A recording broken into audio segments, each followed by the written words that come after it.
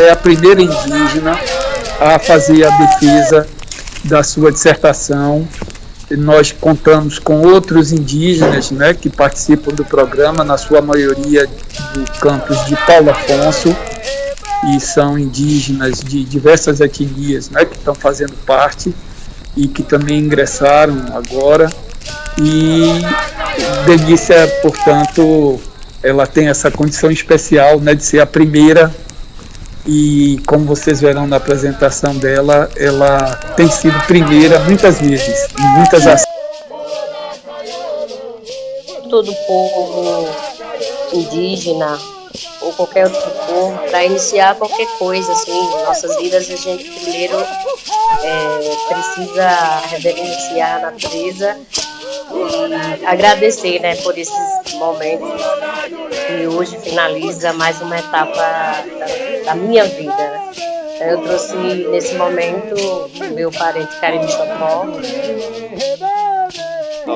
Cauli, que vai fazer primeiramente a abertura, até para me dar uma força aqui, porque não foi fácil fazer esse trabalho. E vamos começar. Vamos fazer um canto, né, reverenciando, assim como o Caoni falou, reverenciando a natureza, os espíritos do planeta, que se chamam os 4 elementos, né, a gente tem essa reverência a ele, e sempre agradecendo por cada dia, por cada passo que a gente anda nesse planeta, respeitando a Mãe Terra, né? Então, em forma de canto tradicional, a gente traz o nosso canto Cariri Chocó, né?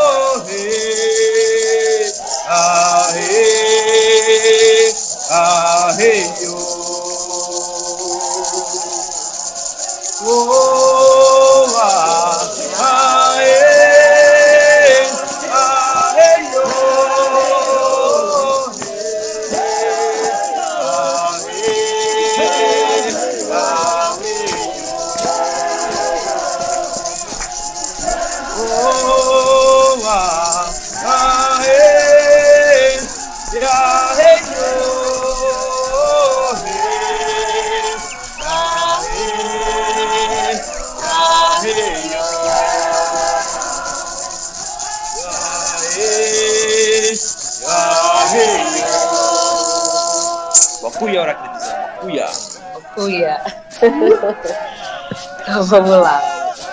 Meu nome é Delícia, eu sou do povo Cariri Chocó, Cunhô, Chocó e Fucaxó. A nossa defesa pública de dissertação do mestrado, ele tem um tema que revela sobre a história, o espelho e as memórias e as trajetórias de vida, assim como os relatos e as experiências de uma educadora indígena. A linha de pesquisa ela está concentrada na área de cultura, educação E quem é minha banca avaliadora é o meu orientador, professor Dr. Francisco Alfredo Moraes Guimarães, e o professor Dr. Eduardo Alfredo Moraes Guimarães, e o meu parente, Edson Machado de Brito, Edson Caiapó. A minha pesquisa, a minha dissertação, ela é composta pela introdução, do tema, os aspectos gerais, a metodologia, o objeto, os objetivos, a trajetória, que no caso é uma pesquisa autobiográfica, as narrativas e as memórias de um povo, as considerações finais e as referências. O que me levou à motivação da minha pesquisa? Primeiramente, a gente deve se ater à questão pessoal, interna e espiritual. Então, eu acho que, para mim, não foi uma questão mais pessoal, foi mais espiritual, que me trouxe até o campus PPG Afim, em que eu consegui fazer a minha inscrição e eu fui contemplada, porque, como o professor Francisco falou, eu sou a primeira quase em tudo, eu acho. E, além de ser espiritual, ela é pessoal porque é algo que realiza, né, a minha questão sobre a identidade, sobre a questão da minha luta no ativismo. Além disso, também ela é composta e motivada através de termos a questão profissional, acadêmica e, principalmente, saber, de fato, quem nós somos, que é a questão da nossa identidade. E, a partir dessa motivação, foi que me levou a profundos momentos históricos, ancestrais, que eu descobri em materiais históricos e arqueológicos, que me trouxe revelações que o meu povo já contava.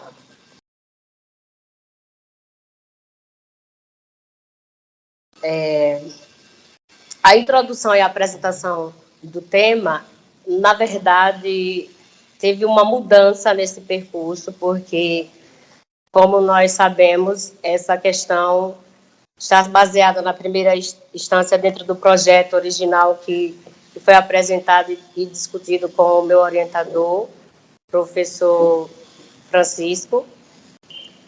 E, a princípio, seria a realização de uma pesquisa etnográfica na área educacional da aldeia, que fica localizada na cidade de Porto Real do Colégio, a comunidade da qual eu faço parte, e o roteiro da pesquisa, que estava incluso dentro desse trabalho de campo, envolvia os professores, envolvia as crianças da Escola Estadual Pajé Francisco Queiroz Suíra. Mas, com o quadro da pandemia, isso não foi possível, porque a pandemia se instalou e modificou a vida de todas as pessoas.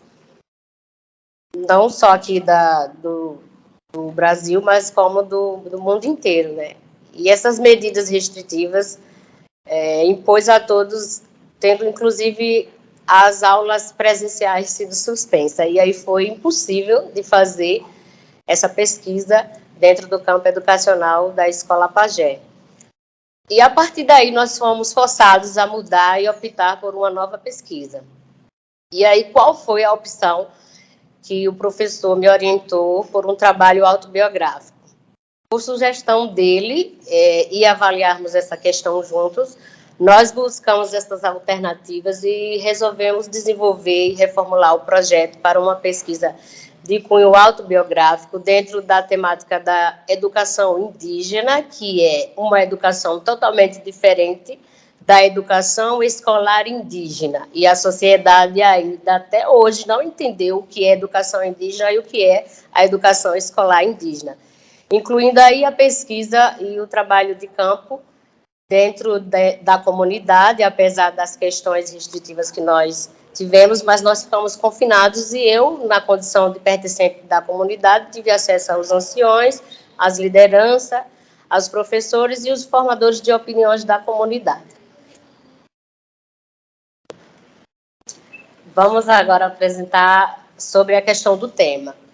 Como vocês têm observado no desenvolvimento bem explicitado nesta seção da pesquisa, que é de caráter histórico e documental, esse tema teve como fonte uma vasta literatura que se encontra elencada na bibliografia. E aí nós buscamos cuidadosamente buscar esses relatos, esse material, essas fontes em sites especializados, que a gente sabe que tem vários sites que não são confiáveis. Além disso, nós também tivemos a coleta das memórias e as narrativas através de entrevista com os mais velhos, que foi a pesquisa interna que eu fiz, dentro da comunidade e nos rituais. Se alguém da minha comunidade estiver acompanhando, vai lembrar dos momentos em que eu estava no ritual, com o caderno, com a caneta, fazendo várias perguntas às pessoas que foram selecionadas para fazer essa pesquisa.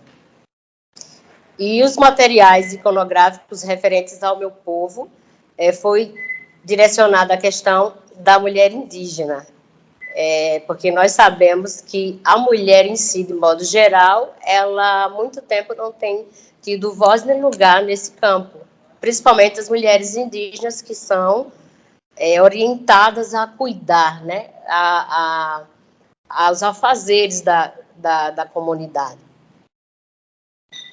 Por isso, essa alusão à pesquisa desenvolvida conforme um trabalho arqueológico foi pautado na prospecção da escavação, mas não é aquela escavação que a gente pega a enxada e escava o chão, não. É a escavação mesmo, assim, em busca de dados que fossem importantes para cumprir o nosso objetivo. Mas eu percebi que esses dados, alguns, condizia com aquilo que eu pesquisei e outros não. E com muita atenção, juntamente com o orientador, a gente buscou forma de como escrever isso. Dessa forma, nós trazemos como tema central as memórias, as experiências e as narrativas como estudante e professora de uma comunidade indígena. Ser estudante dentro e fora da comunidade é bem diferente, porque a gente passa por vários preconceitos quando a gente sai da nossa comunidade. Além disso, professora também, porque dentro da comunidade nós temos um modelo e fora nós temos outro tipo de modelo, e isso também a gente tem observado na nossa experiência pelo nosso trabalho na academia. O trabalho autobiográfico, ele carrega consigo parte da história oral do meu povo. Quando eu digo que traz parte oral do meu povo, é que antes da escrita, assim como o povo indígena, como qualquer povo, ele se comunica através da oralidade, se comunica através dos cantos, das danças, dos movimentos circulares, da espiritualidade.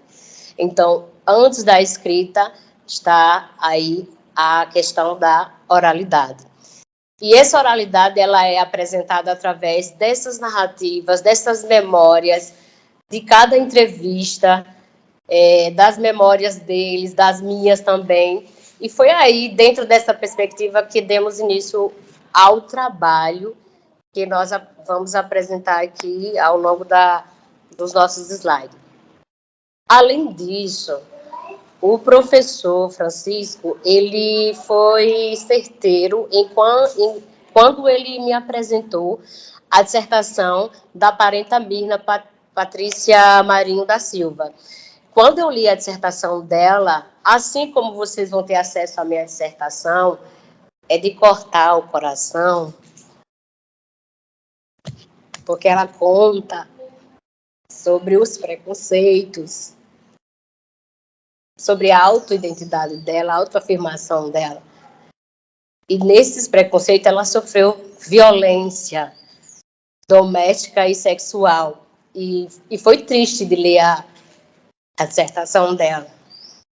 Mas assim eu pude, através da dissertação dela, se espelhar nela e escrever também a minha dissertação. Além disso, o material de pesquisa produzido, que foi também apresentado pelo meu orientador, foi também do professor Eliseu Clementino de Souza, que ele fala sobre a autobiografia. identidades e alteridades, modo de narração e escrita de si e práticas de formação na pós-graduação, que foi de fundamental valia para compreender mais profundamente a produção autobiográfica. Imagina vocês ter que escrever sobre a sua história e a história do outro. Não é fácil escrever sobre a sua história, mas é fácil escrever sobre a história do outro. Porque quando passa para a nossa história, é muitas dores, é muitos sofrimentos, é muita alegria, mas a partir do momento que a gente torna isso parte de nós, parte de mim, parte de você, parte do eu, a gente sabe que tudo isso é coletivo.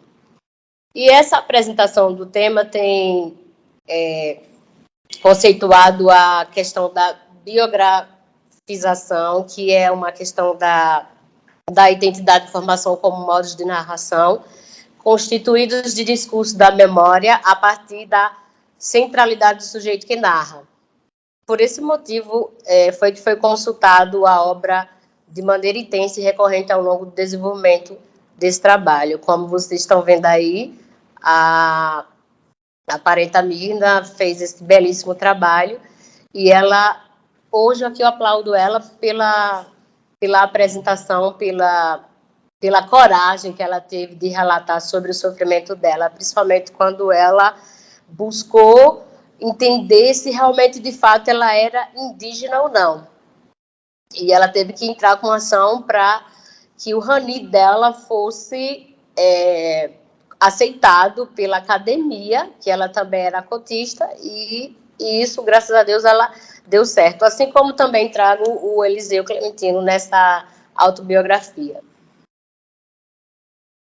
A pesquisa ela tem caráter, aspectos gerais, onde a gente traz os pesquisadores como unanimidade nessa questão, que ele diz que o fato de que as histórias narradas pelos próprios protagonistas, vocês também, ampliarem a expectativa de formação a partir da reflexão e da afirmação de uma identidade profissional tão importante para a sociedade como é o caso do professor. Aliás, quem forma as outras áreas são o professor, mas ele não é valorizado. A área dos professores precisa lutar muito para que tenha essas garantias dos direitos fundamentais. Além do professor de modo geral, nós temos também o caso do professor indígena, que enfrenta diferentes situações dentro e fora da sua comunidade. Então, Souza ele destaca que esses passaram também a adquirir essa relevância nesse campo de investigação a partir de 2000, quando se constituiu como um dos temas do Congresso Internacional da Pesquisa Autobiográfica do CIPA. E aí, segundo Costa, ainda no ano de 2014, os escritos autobiográficos de autoria indígena, eles caracterizam-se como tentativas de autolegitimação.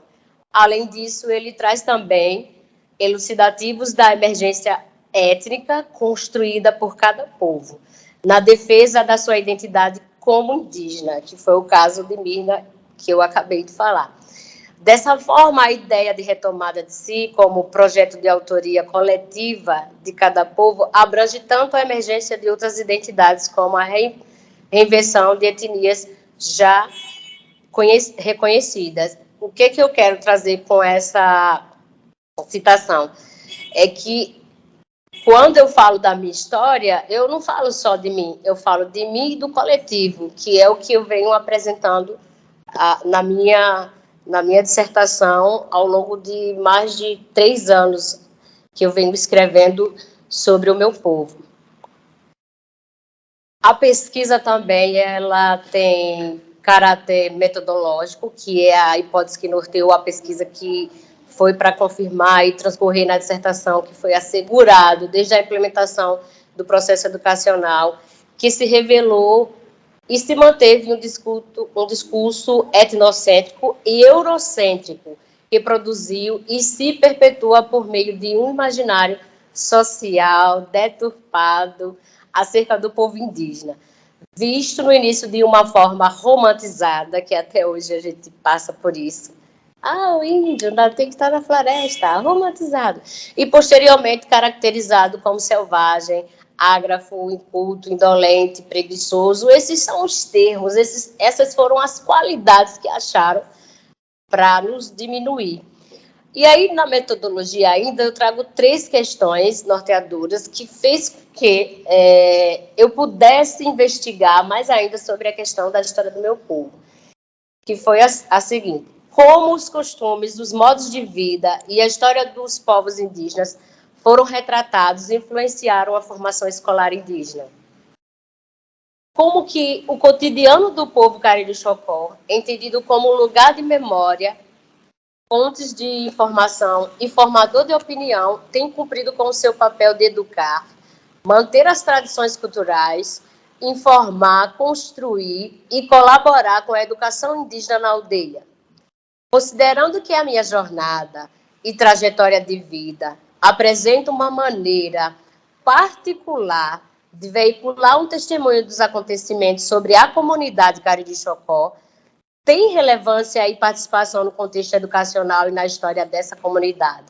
Então, essas 3 questões norteadoras que eu trouxe para a minha pesquisa, trouxe reflexões, trouxe vários momentos em que, de fato, o que a sociedade espera dos povos indígenas de modo geral. Porque até hoje, a gente não sabe se a gente é índio ou se a gente não sabe se a gente é branco. Porque uma hora a gente está em contexto urbano, nós não somos indígenas. Uma hora nós estamos na comunidade indígena, nós somos incultos, preguiçosos, ou seja, indolentes, agravos. E a gente fica nesse embate do que é o nosso lugar. Nosso lugar na aldeia, dentro, internamente, e nosso lugar externo, fora da comunidade. Então, essa pesquisa, essas 3 questões, me trouxe essas reflexões. Além disso, ainda na pesquisa, ela tem a metodologia de caráter qualitativa, que é aquela pesquisa que trabalha de cunho autobiográfico e compreende como que essa pesquisa qualitativa examina essas evidências baseadas em dados verbais e visuais para entender um fenômeno em profundidade. Dessa forma, seus resultados surgem de dados empíricos e a partir da coleta de forma sistemática, como fazemos nesta pesquisa.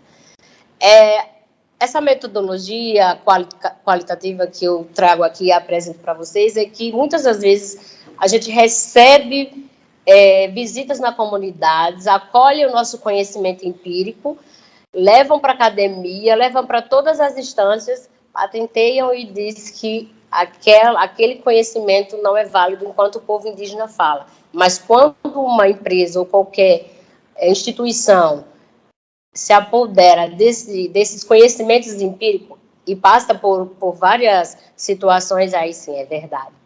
Mas o que a gente fala não é. Então, a academia hoje, para nós, pelo que eu tenho observado, tem trazido essas questões de forma que esse saber empírico traga, de fato, a verdadeira história do povo, não só Cariri-Chocó, como de todos os povos. Assim, podemos dizer que a pesquisa ela é qualitativa porque aborda a fenomenologia pela sua característica de buscar entender a essência do fenômeno. Que fenômeno é esse que eu trago aqui? São os fenômenos da natureza? São os fenômenos espirituais? São os fenômenos dos cantos, das danças, dos rezos? São os fenômenos do olhar, do perceber, do observar? Que fenômenos são esses que a sociedade não entende?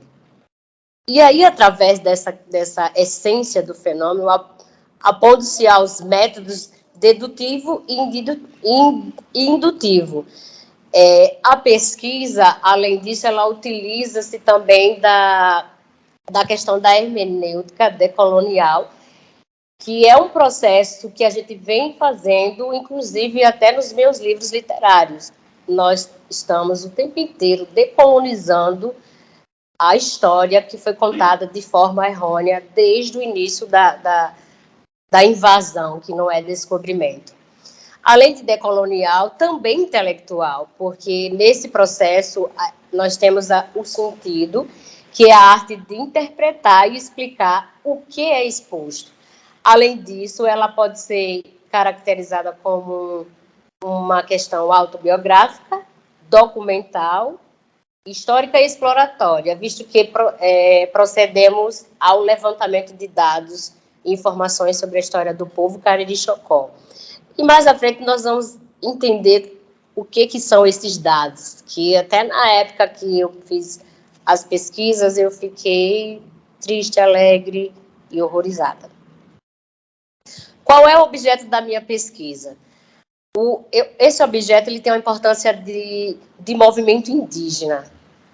É um movimento que especificamente trata da questão dos professores e demais agentes culturais que influencia a devastadora do Estado e da sociedade nacional sobre o nosso povo, em especial no âmbito da educação escolar, caracterizada por princípios e práticas eurocêntricas que se estabelecem em oposição aos nossos valores socioculturais e necessidades como uma comunidade indígena. Então, o objeto da minha pesquisa tratou desse movimento indígena, porque a gente sempre está na mão contrária, tentando sempre mostrar para a sociedade que a educação indígena é uma e a educação escolar indígena é outra. E o Estado confunde isso. Ele impõe o que é de cima para baixo e não aceita o que é de baixo para cima, que é o que eu costumo dizer que é o que é de interno, ser aproveitado para ser construído o que for externo. Além disso, nós trazemos também aqui na minha pesquisa o objetivo geral, que foi mergulhar na história do povo Cariri-Chocó. Quando eu trago mergulhar a história do povo Cariri-Chocó, não é eu mergulhar, porque eu já faço parte. É nós mergulharmos na história do povo Cariri-Chocó. Porque, além de mergulhar, a gente também traz a questão do explorar, que é explorar dados, que é coletar dados, pesquisar e analisar. Porque muitos dos materiais que eu analisei, alguns não condiziam com aquilo que eu entrevistei com os mais velhos, e outros sim. E aí eles falavam, minha filha, é isso mesmo, está certo. E outros falavam, não tem nada a ver. E aí, trazendo e apresentando através de um trabalho autobiográfico, essas memórias que perpassam não apenas a mim, mas que carrega a história do meu povo, principalmente dentro do contexto da educação indígena e da educação escolar indígena. Vocês vão muito ouvir essa questão desses dois termos, porque quando eu estava atuando nessa esfera da educação escolar indígena, eu tive muitos problemas por conta disso, porque confundiam essa forma de educar as crianças na comunidade e as crianças e adolescentes na escola. Era uma salada de frutas, que nós vamos já descobrir que salada é essa. Além disso, os objetivos que eu trago aqui também são os objetivos específicos, que foi analisar as memórias, foi explorar e analisar os limites temporais, foi também discutir como esse processo educacional pode conscientizar a sociedade indígena e não indígena sobre a importância de uma educação escolar indígena desenvolvida para, de fato, atender às necessidades e carências da comunidade indígena e melhor informar a sociedade de forma geral, oferecendo um campo de conhecimento e informações que preservem a dignidade dos povos indígenas. Para vocês terem noção, nós trazemos 3 objetivos específicos, que foi dentro dessa questão do analisar, do explorar e do discutir. Todas as tradições, as memórias, trazendo essas informações para que as pessoas respeitem a educação indígena e a educação também escolar indígena. A minha pesquisa também, ela tem um caráter de justificativa, que é a questão da plena necessidade do saber, mas do saber sobre algo que elucida interrogações. Todo ser humano na vida tem suas interrogações, e eu tenho várias. E essas várias eu fui desenvolvendo junto com o meu professor. Eu fui descobrindo como que eu poderia, tipo assim, elucidar essas interrogações para dar a resposta correta, que foi produzido esse conteúdo para proporcionar a reconstrução desse conhecimento que foi passado desde a infância, da educação básica até a academia. Essa justificativa ela pressupõe como finalidade a atuação do pesquisador para a resolução de problemas através da análise das situações, discursos e propostas de caminhos que conduzam à solução da problemática através do uso da metodologia científica. E faz necessário essa metodologia porque é obrigatório. E o professor sempre me orientou nessa questão de como justificar essas interrogações. O professor Chico é o cara. Agora, eu vou me aprofundar na história.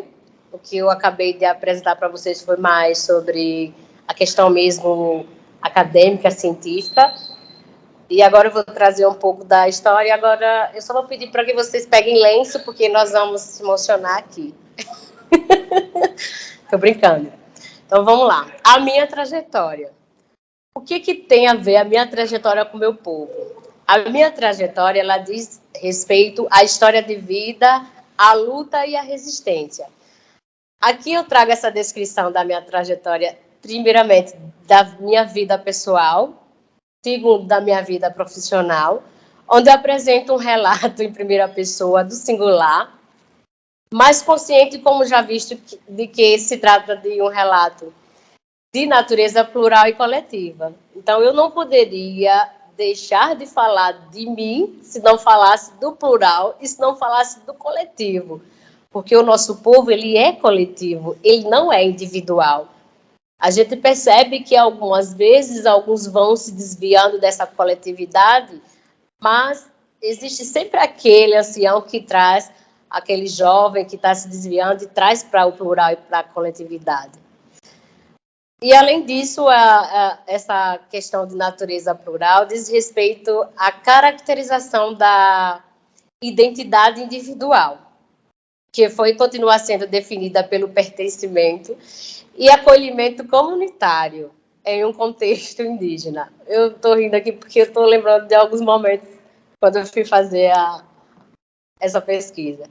E, ao mesmo tempo em que estou falando em meu nome, eu, Denise Acauani, Caixoto, Pinambá, Funiô, Chocó, Guarani, por aí vai.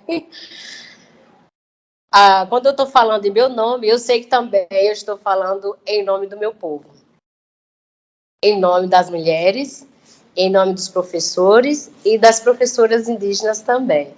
Então, falar de mim não é falar só de Denise, que casou, que teve filhos, que se formou, não. É falar do meu povo, porque eu sou uma célula interligada a eles.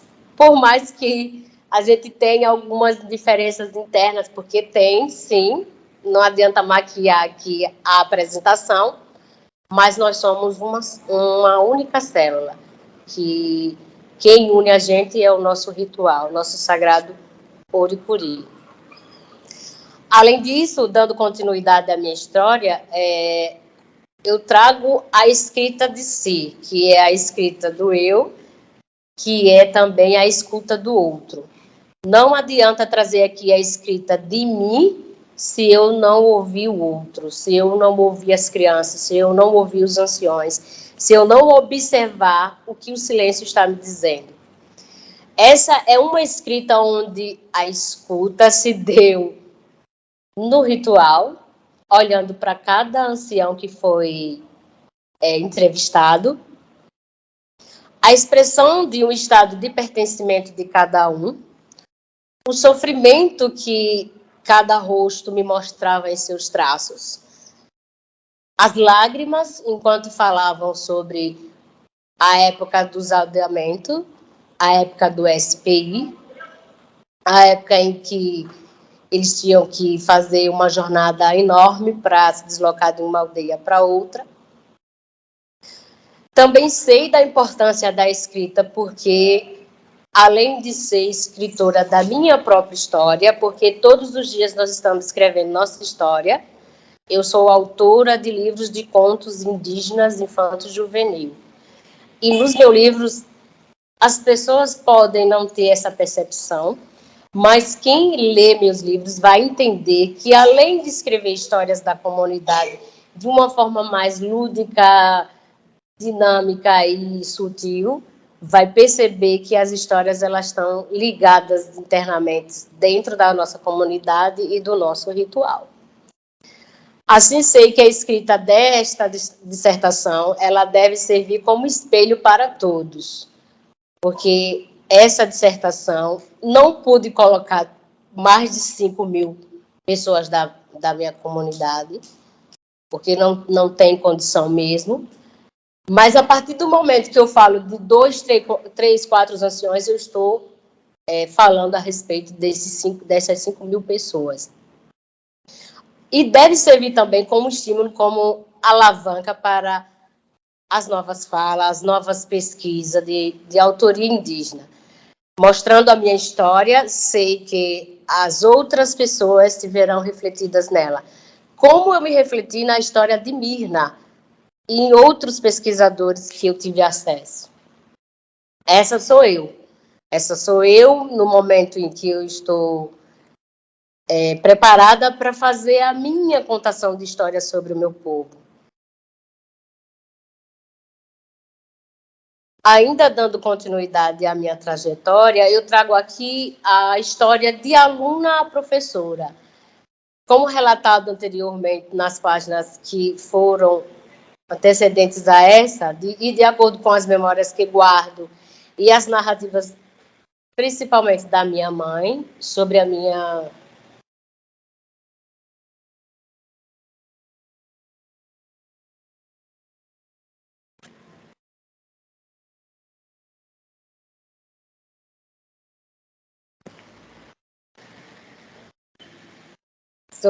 curiosidade.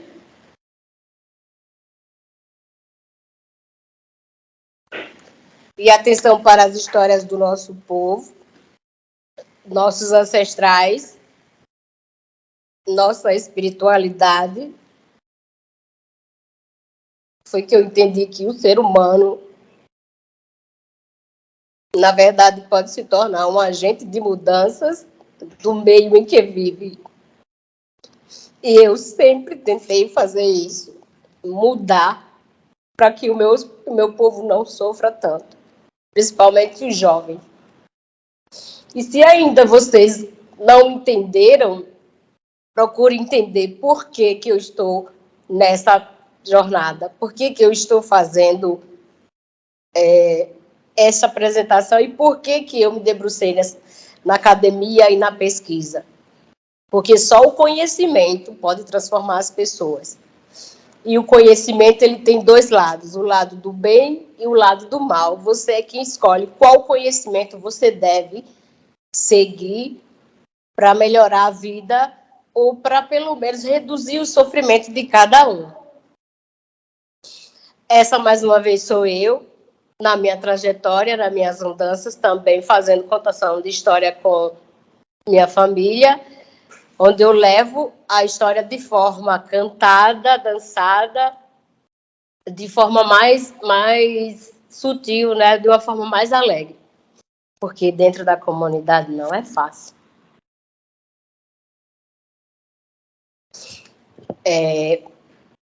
As narrativas e as memórias agora de um povo. Eu trouxe aqui para vocês uma pessoa em que todo mundo, de uma certa forma, se espelha nela.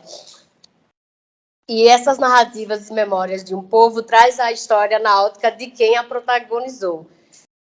Inspiro-me aqui no conceito da escrevivência, cunhado pela autora negra.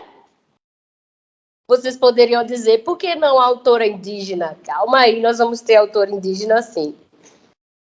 Que é Maria da Conceição Evaristo de Brito, onde assim com ela marcada também pelo racismo e pelo preconceito. Escrevo sobre a minha vida, sobre as minhas vivências e através de um conjunto de memórias que carrego comigo, pois escrevivência é a vida que se escreve. É a possibilidade de trazer, através da escrita, dores, silêncios, injustiças que foram caladas por muito tempo. Vemos essa perspectiva impressa em uma fala emblemática dessa autora, quando em uma de suas reflexões ela afirma: homens, mulheres, crianças que se amontoaram dentro de mim, como amontoados eram os barracos de minha favela. Essa é a fala de Evaristo. E ela traz essa escrevivência de uma forma em que ela consegue, através da escrita, passar para a sociedade essas dores que não só o povo indígena, como também o povo negro e outros povos vêm passando em silêncio essa injustiça de todos os lados. Se todos nós soubéssemos que essas dores guardadas em cada um de nós pudesse ser explícita através da escrita, faríamos todos nós uma terapia, mas também através da oralidade, porque eu fui educada através da oralidade antes de conhecer a escrita. Assim é um bebê, que nós sabemos que ele primeiro precisa ouvir a voz e não as letras. Essa aí sou eu e as minhas duas irmãs. A do meio é Dênia e a do lado de Dênia é Denúzia, que na verdade foi uma mega confusão que houve na hora de registrar Denísia e Denúzia, que meu pai foi registrar a gente, e aí acabou que eu fiquei com o nome Denísia, mas o meu nome é Denúzia, e ela, que é Denísia, ficou Denúzia. É uma mega confusão. Mas deu tudo certo, viu, Denúzia? Se ela estiver assistindo, ela vai saber do que nós estamos falando aqui. Ainda falando sobre a memória do meu povo, né? Aqui tem de um povo, mas é do meu povo. Eu trago aqui o papel da educação na comunidade Cariri Chocó. Deixa eu só pegar aqui uma citação que eu achei interessante e depois os meus orientadores vão falar a respeito. E o papel da educação na comunidade Cariri Chocó é bem diferente, como eu tenho mencionado várias vezes. Isso vai ficar até uma musiquinha. Que a educação escolar indígena é um tema delicado e complexo de se entender, porque envolve questões que estão relacionadas com a afirmação ou a negação da própria diversidade cultural indígena. Nossas diferenças linguísticas, a forma como nós vemos, nos relacionamos e como vemos e nos relacionamos com o meio ambiente, com nossas tradições e visões de mundo, o que é muito diferente do caráter discriminatório que permeou as políticas educacionais para os povos indígenas até o advento da Constituição de 1988, que assegura aos povos indígenas o direito à diferença, rompendo com o sistema educacional que, desde o período colonial, teve como propósito promover a tão desejada integração do indígena ao mundo dos brancos. Que a educação escolar indígena eu trago aqui como a educação da comunidade Cariri Chocó. Eu vou trazer não só a questão da educação, como também a saúde e território, que nós só tivemos direito a partir da promulgação da Constituição de 88, porque nós temos a Lei 6.001, que é de 73, que é o Estatuto do Índio. Nós temos outras anterior a essa, mas aqui consolidou mesmo esse direito e garantia através da educação escolar indígena foi a Constituição. Trazendo esse papel da educação, eu achei eficaz falar aqui sobre essa questão que Durante o período em que cursei licenciatura em pedagogia, algumas disciplinas obrigatórias do curso apresentavam temas de vários pensadores da área da educação. E eu ficava pensando sobre a universalidade daquela pedagogia e se ela abrangia os modos de pensar e viver de cada povo, especificamente dos povos indígenas. Dentro desse aspecto e das análises feitas, eu pude concluir que, de fato, a educação proposta e apresentada em suas obras eram, de alguma forma, pobres para as crianças indígenas. Embora em alguns aspectos se mostre eficaz, como no caso de autores como Paulo Freire, Piaget, Emília Ferreiro e Vygotsky, que foram os três que eu, quando estudei pedagogia, pude observar, que para entender melhor essa eficácia, seria necessário entrar no mundo teórico desses pensadores, e ainda que superficialmente. Vygotsky fala que as crianças nascem com funções psicológicas elementares e essas vão evoluindo a partir do aprendizado da cultura e das experiências que elas vão adquirindo ao longo desse aprendizado. Então, quando eu trago aqui a fala de Vygotsky, dizendo que as crianças nascem com funções psicológicas elementares a essa evolução, eu concordo com Vygotsky, porque dentro da comunidade é como se uma criança nascesse com papel em branco. E ela mesma vai escrevendo e construindo a sua própria história através desses elementares culturais do contexto coletivo da família e da comunidade. Porque uma criança na comunidade, ela não é só educada pelo pai e pela mãe, como a gente vê aqui na sociedade não indígena. Uma criança na comunidade, ela é educada pelo pai, pela mãe, pelos avós, pelos tios e pela coletividade da comunidade. Eu lembro muito bem em que, na minha fase de criança, eu via muitos mais velhos que falavam algo que eu não podia fazer e falava que eu também poderia fazer. Então, ele estava me educando assim como muitos da comunidade. Ainda trazendo essa situação, as diferenças entre o pensamento de Vygotsky e Piaget poderia ser observado na questão de conceber a criança como um ser ativo e atento, que vive criando hipóteses sobre o seu ambiente, que Piaget também faz essa maturação biológica e Vygotsky faz essa maturação ao ambiente social. Ou seja, nós temos dois pensadores aqui que, ao analisar tudo isso, tinha tudo a ver dentro desse contexto da comunidade Cariri-Chocó. Por isso que há uma diferença.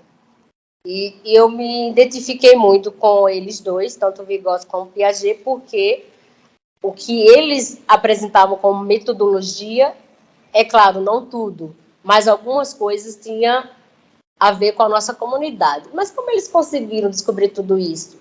Já tinha um livro escrito a respeito ou eles foram beber na fonte da cultura empírica? Eis aí uma pergunta, né? Ou uma questão para ser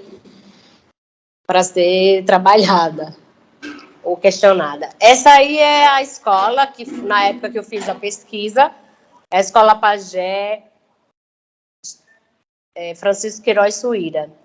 E eu acho que hoje ela deve estar modificada, porque houve várias mudanças. Essa escola ela passou por vários processos. Ela sempre estava em momentos deploráveis e outros estavam em momentos razoáveis, mas que tinha, sim, condição de deixar a escola como uma escola modelo. Ainda dando continuidade da história do meu povo, como indígena, me vejo em sintonia com a questão da ancestralidade. Essa ancestralidade exerce um papel na luta pela consolidação dos nossos direitos, específico como povo indígena. E aí eu trago essa situação aí na questão da luta territorial, porque tanto na época da retomada de Cariri-Chocó, que foi na Fazenda Três Amores, eu fiz parte, assim como eu fiz parte também na aldeia Fucaxó, que é a aldeia a qual pertenço. Mas a luta, para quem está assistindo, ela não é uma luta só física, como muitos acham. Ela é uma luta que conta com o apoio de todos, seja na leitura de um documento, seja na orientação, seja no canto, numa dança, seja num rezo, seja numa orientação em que o momento do territorial com policiais ou gerenciamento de crise naquele momento esteja crítico, e aí você vem com a sua parcimônia e consegue aliviar aquele momento. E eu passei por muitos momentos como esse. Assim como também tive que me debruçar em vários documentos para entender realmente, de fato, por que aquela liminar tinha sido dado favorável ao Poceiro. E por que o MP, ou por que a FUNAI perdia os prazos. E aí, na condição de pesquisadora, na condição de leitora, na condição de pessoa que preocupava-se com essa situação, eu era considerada uma pessoa chata. E a gente que detém do conhecimento é considerada uma pessoa chata. Mas eu gosto dessa chatice, porque eu ajudo em todos os momentos. Essa é minha sobrinha com meu material, que é com o primeiro livro de contos indígenas, Cariri-Chocó, que retrata sobre os contos que eu escrevi há 5 anos, 6 anos atrás. Hoje já estou com o 4º volume, que vai ser lançado no mês de abril. E o 4º volume eu trago história sobre a língua, eu trago história sobre a construção da Oca de Fucaxó e outras histórias que vocês só vão poder ver quando tiver acesso ao livro. É muita memória, é muita mesmo. Só que, assim, eu vou trazendo essas memórias bem resumida, porque minha dissertação ela tem aproximadamente 200 e poucas páginas. Imagina escrever uma dissertação nesse nível, em que você passa 2, 3 anos com orientador, acho que ele já está enjoado de mim, de tanto perturbar ele nessa questão das pesquisas, é o professor. Mas aqui eu trago a memória desse povo, mais na pegada da questão das entrevistas, que foi a entrevista da professora Maria do Carmo, que ela é uma professora indígena contratada pela FUNAI, que atuou na escola da comunidade. Trazemos aqui também o depoimento da professora Rosângela Aurigo Silva, que é a professora indígena, que participou também como professora e ainda participa durante a educação da comunidade e após a estadualização também, no período em que eu participei.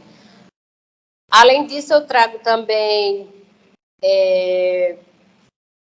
Yeneti Cariri-Chocó, que é uma liderança e também é minha referência, porque ele, para mim, é uma pessoa que sempre me orientou a respeito dessa questão acadêmica. E para mim, ele é o museu, ele é uma história viva, porque ele pesquisou desde os seus 17 anos e ainda continua pesquisando. Ele, na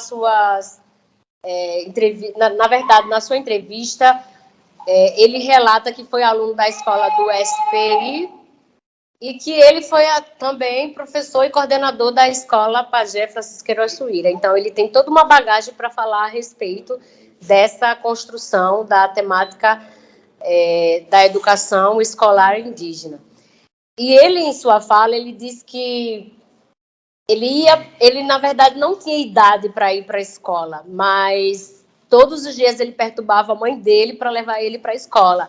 E como os alunos naquela época eram maior do que eles, mesmo assim, ele ia e conseguia entrar na sala para participar desse momento.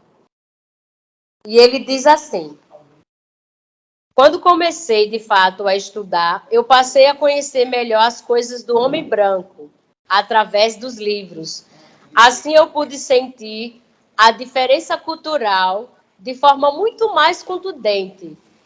Além de perceber as diferenças de ser educado dentro de uma comunidade indígena, olha como ele traz aqui, além de ser educado dentro de uma comunidade indígena, eu pude também perceber um mundo completamente diferente daquele em que convivi até aquele momento. E aí, dando continuidade a essa fala que eu achei pertinente a esse momento, é que ele diz assim: outra percepção que demorei um pouco mais também, logo foi percebida de fato nos livros fornecidos, o fato de serem escritos por não indígenas, carregado por forte sentimento eurocêntrico e etnocêntrico.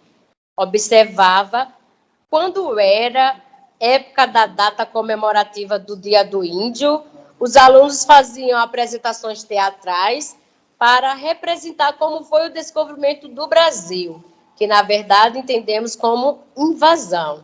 Então, essa é uma fala que ele traz, que eu trouxe para vocês para entender como que era retratado o índio e ainda é retratado nos livros. E aí, ontem, fazendo os slides, eu estava pensando a respeito de como nós somos condicionados a esse calendário ocidental, em que já está terminando o ano, janeiro a gente entra por ritual, fevereiro, carnaval, março, mês das mães, das mães não, eu não lembro, eu sei que eu fiz um cronograma assim, e abril o mês do índio e novembro o mês da consciência negra, ou seja, como que a gente é condicionado a seguir esses padrões, e que a comunidade que ele retrata, Yeneti, que naquela época também era mudado as datas comemorativas do Toré para as comunidades do que o chefe de posto impunha naquela época. E a professora Rosângela, a qual eu mencionei, ela trouxe uma fala também pertinente a esse momento, que ela diz assim, enquanto professora indígena: uma grande dificuldade que nós sabemos é o grande índice de analfabetização. E antes mesmo de chegar a pandemia, e agora ela cresceu mais ainda. Muitos tinham acesso às aulas online, só que você sabe como é o processo. A gente entregava as atividades, porém as atividades não vinha respondida, as aulas não eram online, indígena só o do sexto em diante, mas do primeiro até o quinto eram atividades, impressas com videochamadas para fazer avaliações. E como é o nome? Vídeo explicativos. Ou seja, essa é uma fala que ela traz no momento em que ela teve que se deparar com esse modelo de educação online. Ou seja, eu trago aqui para vocês a educação indígena, que é a educação dentro do nosso povo, a educação escolar indígena, que é dentro de 4 paredes, e a educação online, em que as crianças indígenas estavam sujeitas também a essa situação. Também é uma questão para se refletir. Será que, de fato, dá para ensinar as crianças de forma online? Daqui a pouco as pessoas vão nascer até online, se for tudo online. Eu sei que a tecnologia e que esse momento que nós estamos agora é importante, mas não dá para educar a criança e nem trazer para esse contexto da escola 100% online. Nós já vimos isso que não é possível. Trago aqui também para vocês a Dona Chica, que é uma anciã da comunidade, que ela também faz, na verdade, não faz mais, né? Ela fazia. E quando eu fui entrevistar ela, foi tão engraçado, mas tão engraçado que que eu não sei se eu escrevia, eu não sei se eu gravava ou se eu ficava besta olhando para a cara dela do tanto que ela falava de coisas boas e também de coisas ruins. E ela traz esse momento aqui que ela lembrou na hora da entrevista. Minha filha, eu não me lembro bem do momento em que eu ia para a escola. Minha mente está enferrujada. Não consigo me alembrar desse tempo. Porque eu sempre dava um jeito de ir embora para casa. Porque não conseguia entender aquele ambiente, aquela coisa de estudo. Porque tudo era novidade. A gente não sabia de nada. Só os afazeres da casa que mamãe botava para fazer.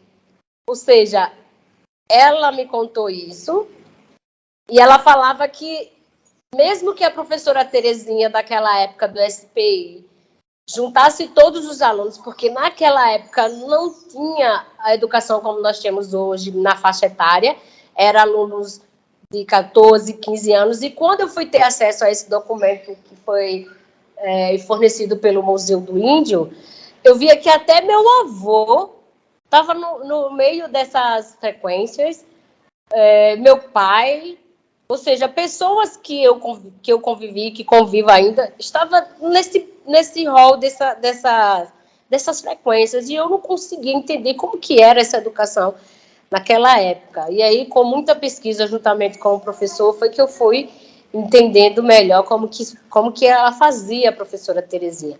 Na verdade, ela não era só professora, ela era tudo. Ela houve momentos assim que eu li sobre ela que ela conseguia até resolver problemas da comunidade, dos problemas mais sérios aos problemas mais sutis. Além de Dona Chica, eu trago também Dona Baiuca, que no dia que eu cheguei na casa dela, ela já foi me oferecendo um café, cuscuz com peixe. Venha, minha filha, entre para cá, porque é assim que os mais velhos se comunicam lá. E Dona Baiuca, ela é conhecida como a senhora Maria Valdeci Tenório, e ela nasceu no ano de 1957. Eu coloquei essa data porque a gente precisa se atentar às datas por causa da escola da época do SPI. E ela fala que ela estava na colônia da aldeia. Ela passou a infância dela lá, e aí ela hoje reside na aldeia. E por conta da idade, ela vive da aposentadoria e recebe esse benefício, que é um benefício de aposentadoria, e ainda ela também vive do barro, que ela faz panelas, ela faz os objetos tradicionais da comunidade, assim como as outras anciãs que se tem na comunidade. Mas, pelo que foi feito sobre a questão das louceiras na comunidade, nós temos aproximadamente 5 ou 6. Naquela época tínhamos várias, e hoje nós temos 6. Então, Dona Baiuca, ela traz uma fala também que é relacionada a essa questão da educação. Porque se a gente comparar essas mulheres da época da educação do SPI para a educação atual, os jovens e os adolescentes e as crianças, eles têm tudo nas mãos para conseguir melhorar a condição, não é de vida da comunidade, a condição de se defender e a condição de falar em prol do outro através do conhecimento. E ela traz o seguinte: eu fui para o primeiro ano com 9 anos. Nós fazia todos os anos até o 4º ano, com a mesma professora. Aí, depois do 4º ano, a gente ia fazer a 5ª série, num grupo que abriu ali na rua do Tom Donato, ali onde ele tinha uma bodega. No final da rua tinha um prédio meio destiorado, é o que ela falou. E ali era onde estava dando assistência da 5ª série. Então, ela traz esses relatos, assim, meio que com a sua memória um pouco mais lenta, mas ela vai, aos poucos, trazendo fragmentos da idade que ela ingressou na escola na época. E ela fala que ela tinha 9, outros tinham 10, outros 15, outros casais, outros... Por aí vai. Eu sei que eles tinham idades avançadas naquela época, não é como a idade de hoje.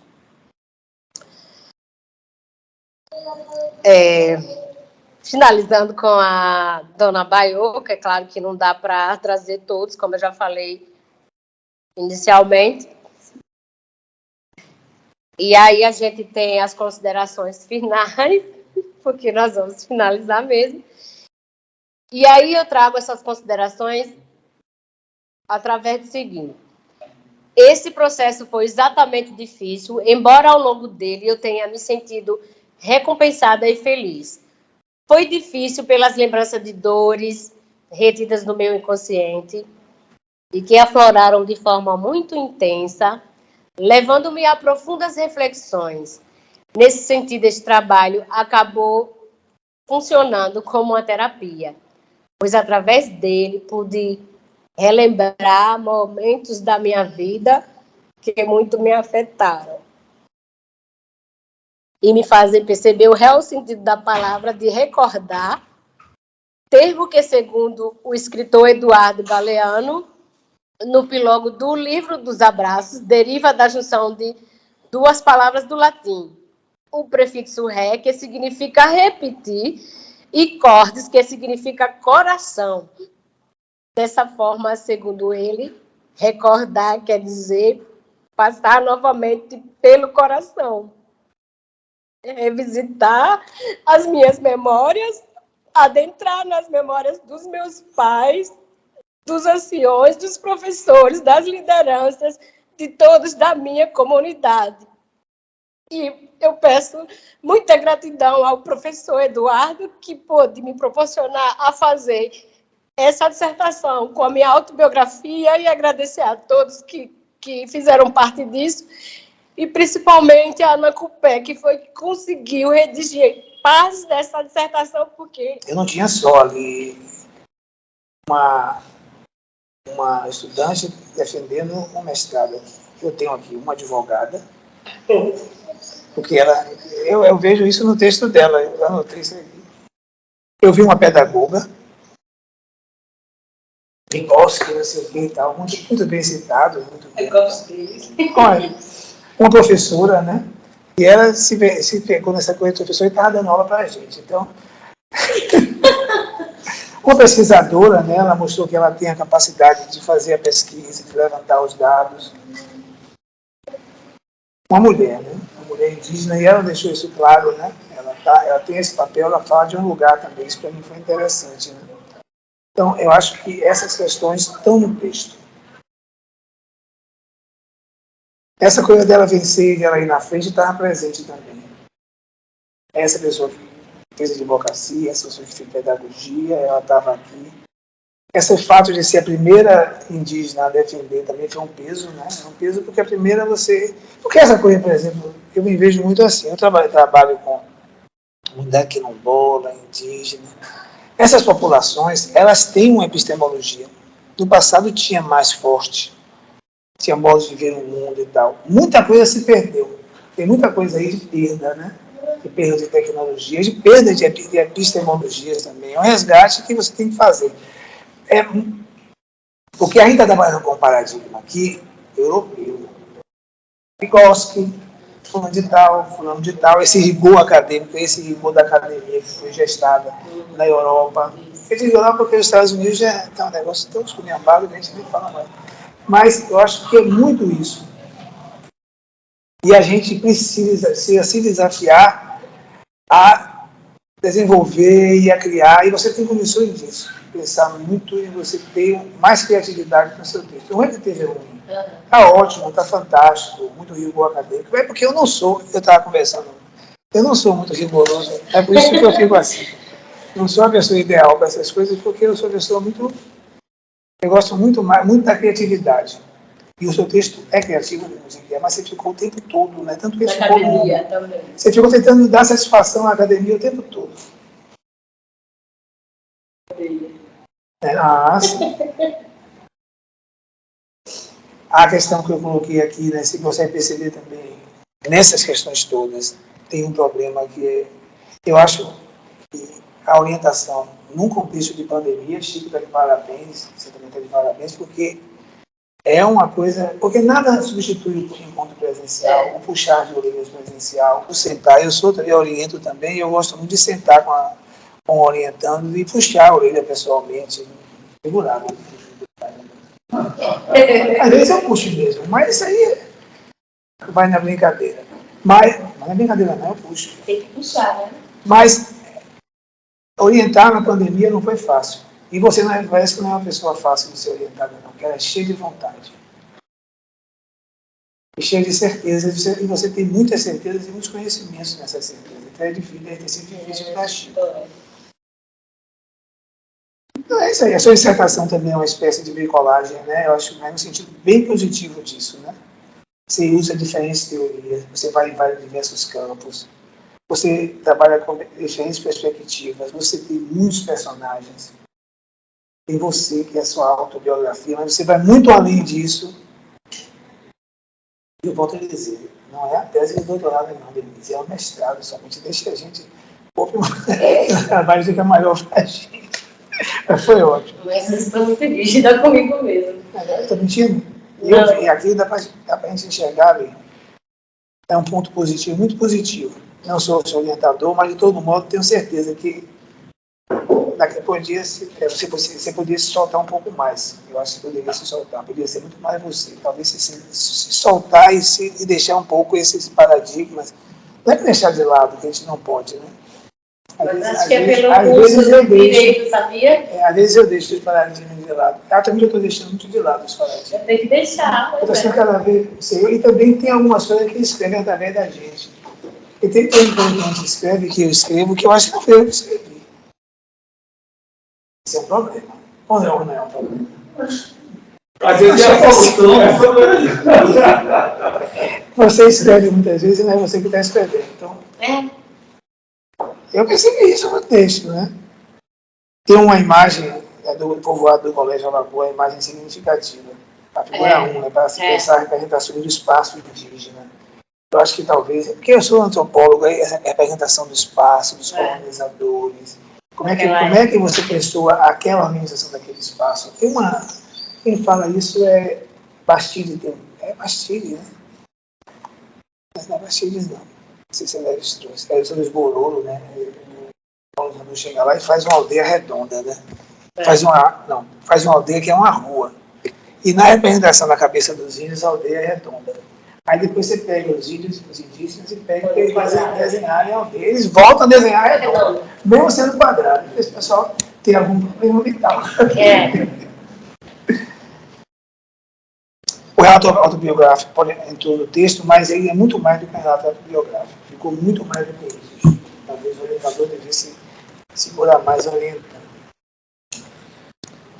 Privadamente, a minha impressão isso aí. Tem uma coisa que eu vi, que você cita, deixa eu ver aqui, eu anotei isso aqui. Você, aqui é do final, mas eu vou lá para o final. Você fala de indígena, cita de Porã Potiraguá, um estudante de engenharia florestal da UNB. Aí eu fiquei pensando, mas como é que é um indígena no curso de engenharia florestal, né? Eu estava falando com... Eu trabalhei na... Com meu filho agora. Engenharia florestal é uma complicação. Engenharia florestal é uma complicação. Engenharia agronômica é outra complicação, para não falar em outras coisas. Porque eu trabalhei numa comunidade quilombola, conheço alguns indígenas. E essas pessoas, muitas vezes, sabem mais do que as professoras que estão ali. Isso não é discurso, não, é real. Eu estava falando com... Aí eu estava numa comunidade, eu conheço muito o trabalho de Ernest, de agrofloresta. Eu trabalhei 3 anos no Quilombo e via as pessoas do Quilombo usando uma tecnologia, a mesma tecnologia que Ernest utilizava e ensinava. Aí eu pensei, será que esse pessoal do Quilombo aprendeu com Ernest? Eu acho que não. Com certeza não aprenderam com Ernest. Ernest aprendeu com eles. Não com eles, mas eles em outros lugares, entendeu? Então eu acho difícil, né? Engenharia florestal, agrofloresta. Faz parte do meio ambiente, é difícil. E isso, esse pessoal contribui muito nos cursos, se as professores deixarem. Porque se não deixarem, está tudo danificado de lá. É um grande desafio. Assim como esse aluno também tem um grande desafio de não danificar as pessoas que vêm para cá. Que é o de dentro para fora. Para você unificar no sentido de que botar muita teoria na cabeça e muito referencial, e você esquecer desse outro tipo de paradigma, esse tipo de epistemologia da presença, que é muito importante. Eu acho que essa coisa é importante. Aí eu falo aqui que as personagens da dissertação entram e saem da trama, narrada por Denise, você também entra e sai, às vezes você não avisa a gente, mas deixa na gente um gostinho de quero mais. Ficou longa a apresentação, eu não achei pesada não, foi uma aula. E também eu li em casa, reli hoje, eu já tinha lido, né, Chico? Mas manileu também. Tantas vezes, leu, releu. Eu peguei Chico, mandei, mãe, pra mim eu não achei hoje, né? Eu não achei mais, acho que eu perdi, porque essa coisa de semana no Zap, a gente perde tudo, né? Ele mesmo apaga, ele mesmo se apaga, porque ele tem mais de 10 anos. E aí, para mim, é difícil. Não achei nos meus arquivos, também Chico mandou, eu peguei, sentei, umas 9 horas mandou para mim, fiquei lendo, anotando algumas coisas. Mas é isso, Denise. Eu quero parabenizar você. Não sei se você será aprovado. Ainda mais o terceiro livro da louca. Mas eu quero parabenizar você. Gostei. Você foi além. Eu acho que você abriu o caminho aqui. Tem outras coisas para falar, meu pai. Você abriu. Não, pode falar para os nossos colegas. Você abriu os caminhos. Eu acho que você tem que fazer o seu doutorado. Meu Deus, eu tenho que respirar, professor. Não, mas não pode respirar muito, não. Faça comigo. Eu fiquei 20 anos sem fazer doutorado. E foi, então tem que ser agora, né? Fazer logo, né? Porque... E depois do doutorado é o quê? Pós-doc? Não sei se vale a pena, mas às vezes é bom também. Mas o doutorado é legal para amadurecer. Será que você vai com esse material que você tem aqui? Dá para fazer um grande pós-doutorado, um doutorado, e você contribui muito. A gente precisa conhecer mais essas populações. Exatamente. Essa é a ideia, né? Porque só a gente conhecendo, a gente vai começar a respeitar, vai começar a entender o quanto é importante a gente reconhecer os territórios, os pontos de vista, e aprender com essa gente, que a gente fica querendo ensinar o tempo todo. Eu não tenho muita coisa mais para ensinar. Denise, ela destacou na apresentação dela uma questão, né, importante, é que ela apresentou um projeto que contemplava uma perspectiva completamente distinta da que se consumou, né, por conta da pandemia.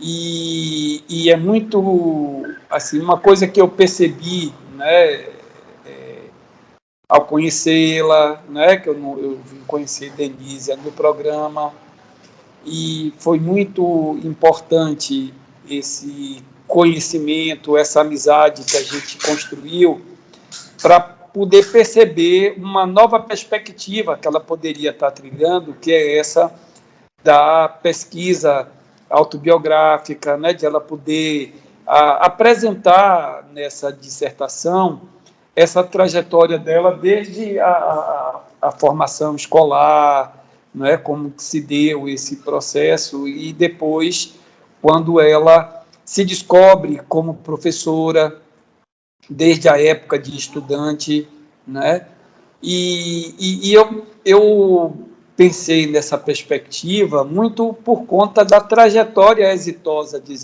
Denise, né, essa questão dela fazer um concurso para o SESC e atuar no setor de biblioteca e de descobrir ali a possibilidade de contar, de trabalhar com livros de literatura indígena, né? Então ela teve contato com alguns livros de autoria indígena que foram adquiridos pelo SESC, e ela pediu para que fosse ampliada, né, esses livros, e a partir daí ela se deu conta também da possibilidade de ela mesma ser escritora, não é?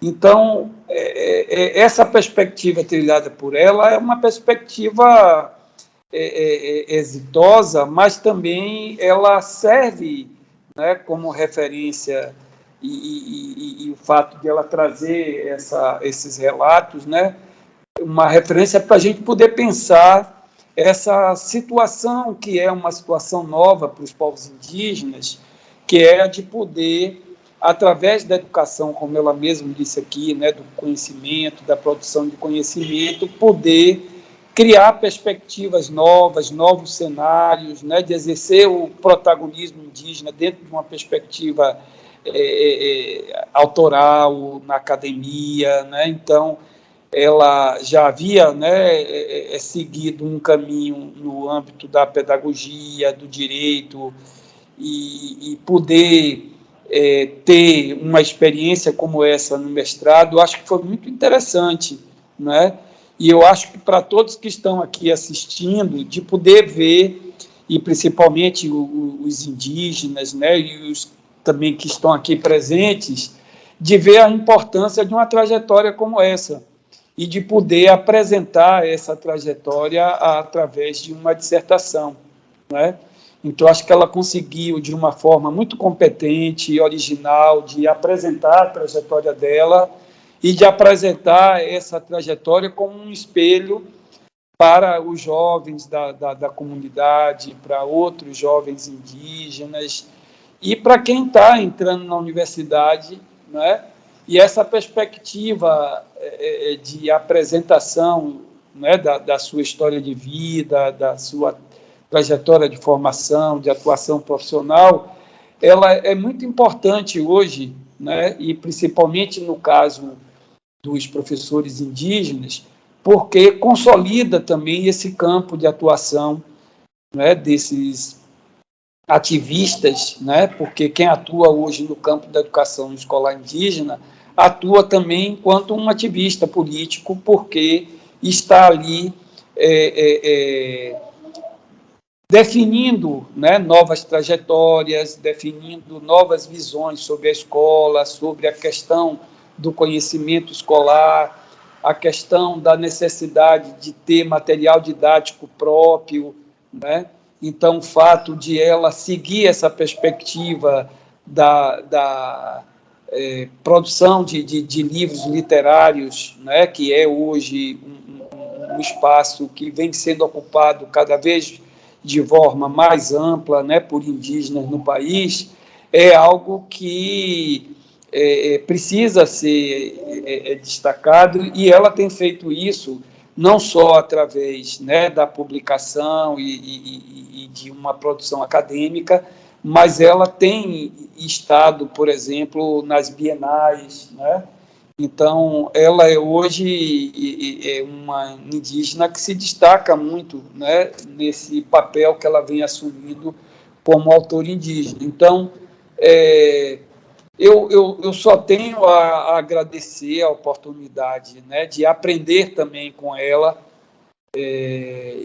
assim, essa condição hoje nossa na universidade, né, de poder ter um programa que inclui efetivamente os povos indígenas, de termos indígenas de diferentes etnias atuando no programa, permite a nós, como professores, aprendermos, né, a lidar com essa perspectiva da formação no âmbito da pós-graduação, né? A UNEB ela tem uma trajetória importante nessa área, porque é uma instituição no Norte e Nordeste pioneira na formação de professores indígenas. A UNEB, desde o final da década de 90, ela atua com curso de magistério indígena, depois a LICEI, né, que é a licenciatura intercultural em educação escolar indígena, e agora com a pós-graduação, né, o curso de mestrado em história, né, em estudos africanos, povos indígenas e cultura negra, a gente está tendo essa oportunidade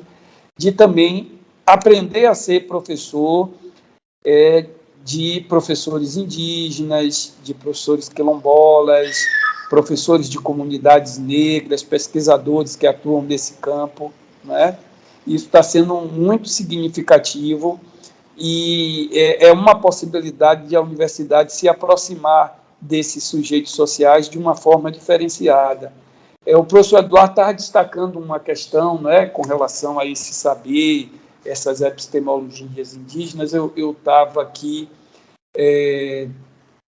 lembrando, não é, de um professor da universidade, né, da UNEB, que faleceu há pouco tempo, é o professor Jaime Sodré.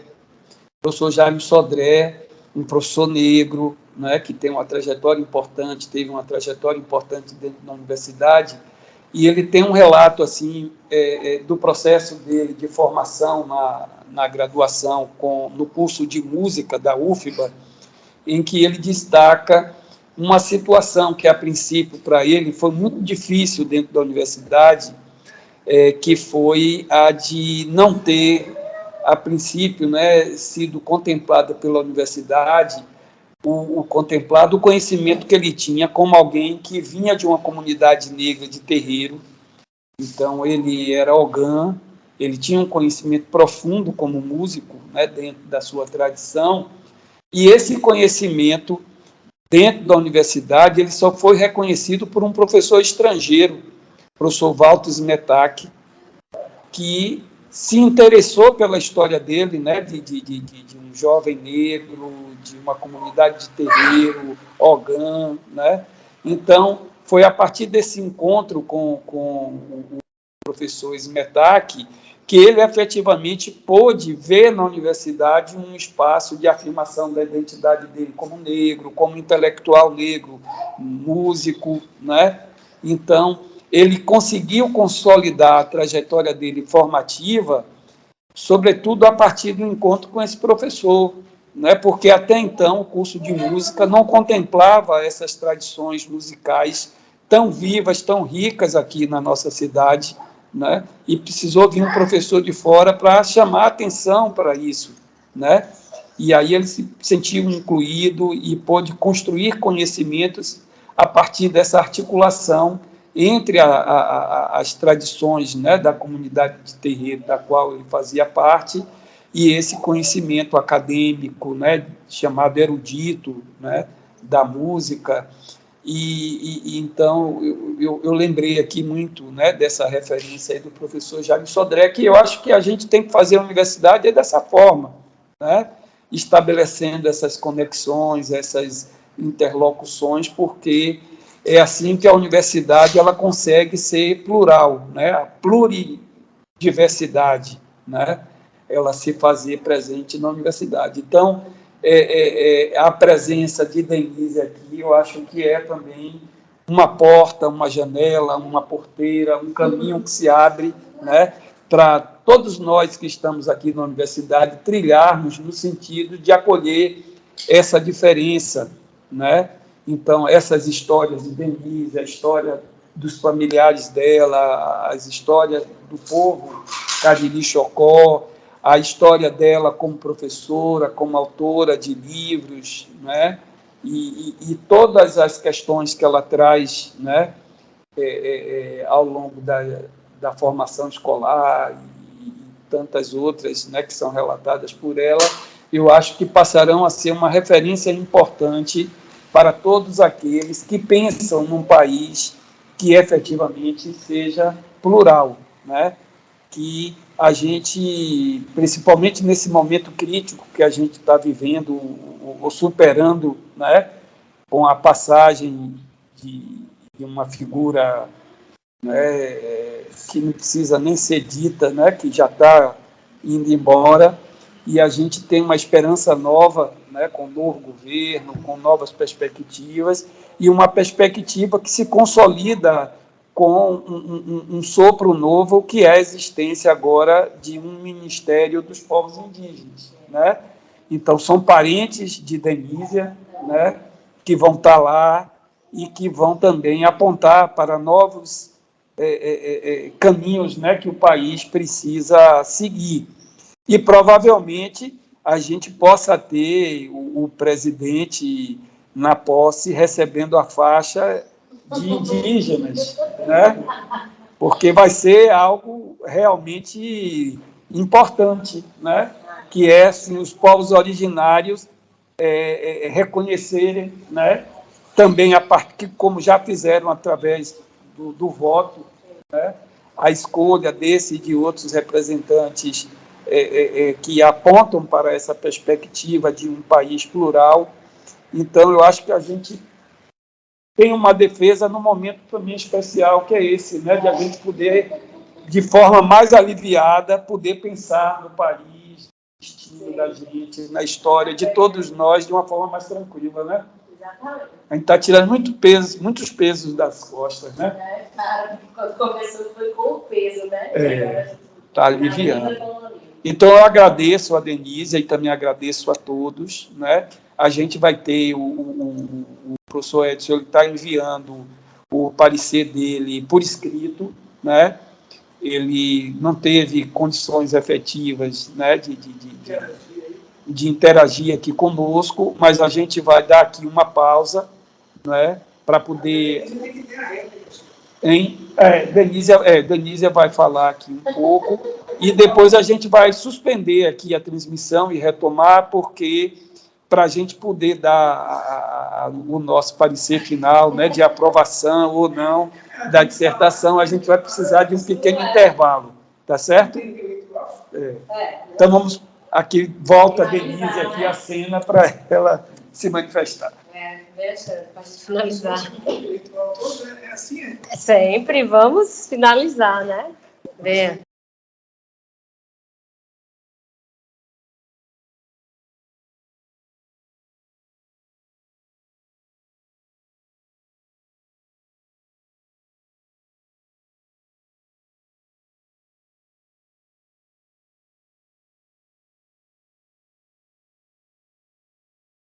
Aí, ó, tá vendo? Então vamos lá. Dando minha continuidade na réplica, né, professor Eduardo? É a réplica, não é?